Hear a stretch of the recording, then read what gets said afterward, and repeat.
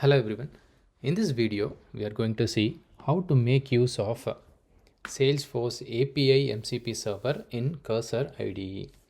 If you are using Cursor IDE for Salesforce development, and then if you want to boost your development, then you have to must try this Salesforce API MCP server.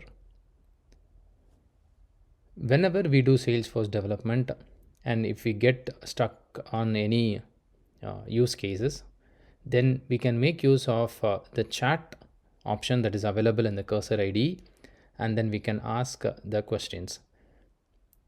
If it is related to Salesforce, since we are going to configure the Salesforce API MCP server in Cursor IDE, then it will make use of the tools that Salesforce API MCP server is providing to answer those questions. So it will definitely help in increasing your efficiency in Salesforce code development. It will also try to provide optimized code solution. If you have any questions like what is account object, what is contact object, can it get any information about an object, whether I can create records in that object, like that. If you wanted to ask any questions, then you can directly make use of the Salesforce API MCP server in your Cursor IDE. The prerequisites for this is we have to make sure we have installed Cursor IDE. So make sure the Cursor IDE is installed in your laptop or personal computer. Next, you should have a Salesforce org so that we can enable MCP service. So in your Salesforce org, if you go to Salesforce setup, in the Salesforce setup under user interface, we have user interface option. When you enable it, when you click it, you should see enable MCP service beta. Make a note that it is a beta service as of now. So click enable MCP service beta, save it. Once it is saved, then you can proceed further on these steps. Make sure node.js is installed. We are installing this node.js in your laptop or PC so that the npx command can be executed. So we already saw the step 1. We have to enable MCP service in Salesforce setup. Once this is done, you have to create an external client app. For that, we have to make sure we are following all these steps. Once it is created, we will be able to get the consumer key and the secret. Make a note of the consumer key. Next, we have to go to the Cursor IDE, and then we have to click Cursor settings.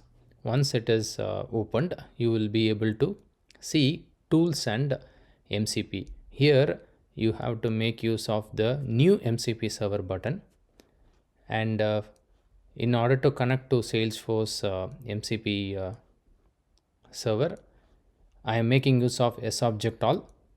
So this MCP server provides all object definition, and if you wanted to describe an object, then we will be able to get all those tools from this.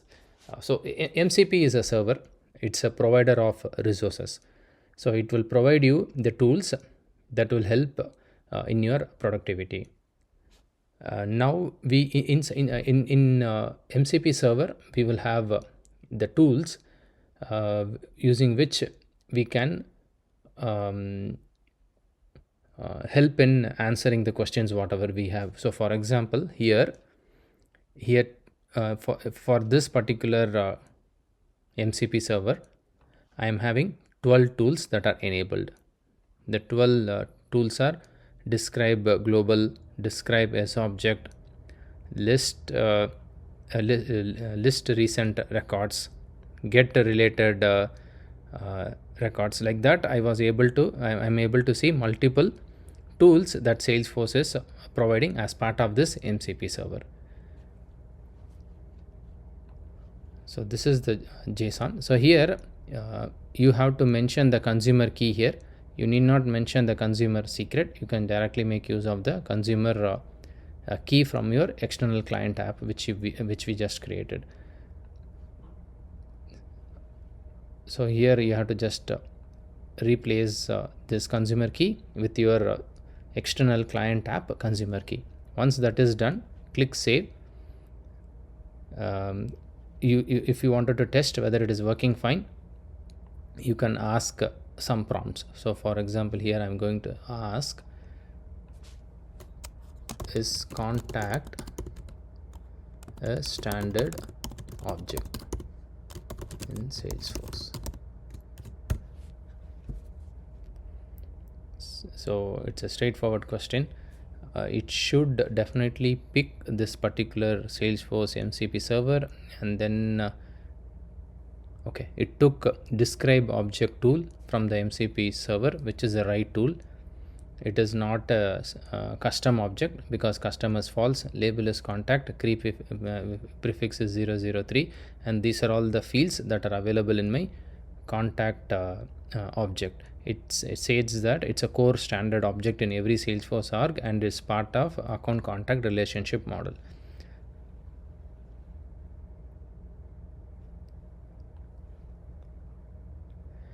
When I was setting up this initially, I had several issues. What I would recommend is try to run this in your terminal.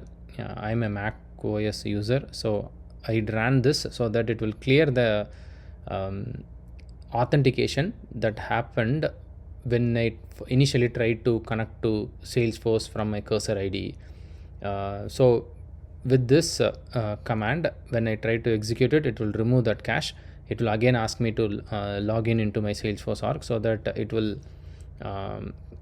create the connectivity between the MCP server in Cursor IDE and Salesforce org. One more thing what I was doing was I was keep on disabling it and enabling it so that at one point after 3 or 4 times it was able to get connected. So even if you run into the same issue like error, no code verifier saved for session, or invalid grant error, try to follow the troubleshooting steps whatever I have shared so that you will be able to resolve it.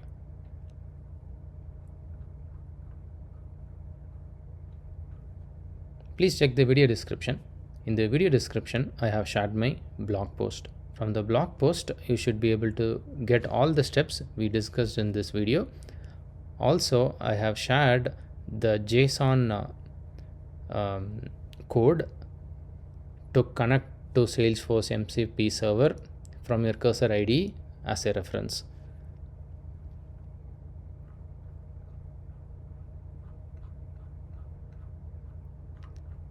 I hope it was helpful.